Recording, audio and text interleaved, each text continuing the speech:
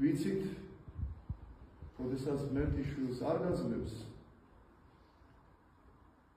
შენი სარწმუნოება გამოიცდება, როგორი ერთგული ხარ ღმერთის, როგორ გიყვარს ღმერთი. უღალატებ მას, ცოდვისკენ მიიდრიკები თუ არ უღალატებ მას და დღეს უკვე ერთი პატარა გადახვევა გამომევიდა და ამასაც შევეხები ამ საკითხს. დღეს უკვე თანამედროვე ცხოვრება, ტექნოლოგიური განვითარება, სამედიცინო თვალსაზრისით გვაძლევს იმის საშუალებას, რომ ხელოვნურად მოხდეს ჩასახვა, განაყოფიერება. მაგრამ ეს ხელოვნური განაყოფიერება, ეს არის, რა თქმა უნდა, ცოდვა. რატომ არის ცოდვა?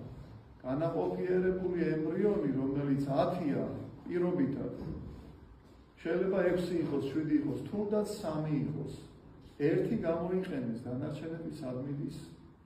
ხომ არ კლავენ, ხომ არ იშორებენ, ხომ არ აგდებენ ურნაში შენ საკუთარ შვილებს. და როგორ იქნები ბედნიერი, როდესაც ერთი ცოცხალი არსების გამო 2 მოკალი ან 7 მოკალი, შენი საკუთარი შვილები, შენი გენეტიკის მატარებლები, ისინი ურნაში აღმოჩნდნენ. ასე რომ ეს ცოდვა არ მოგასვენებს არასდროს.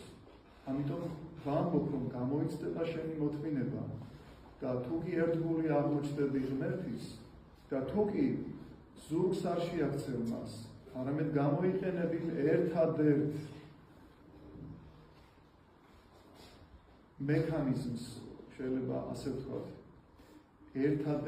ერთადერთ მეთოდს, რომელიც არის უსწორესი, ლოცვა და ბედრება, რომ ღმერთმა გაჩუქოს შვილი. რა თქმა უნდა, ასეთ შემთხვევაში შეიძლება თუ შენი სარწმუნოება არის შესაბამისობაში მოყვანილი შენს ლოცვასთან ერთად, მაშინ მოგეცემა შვილი.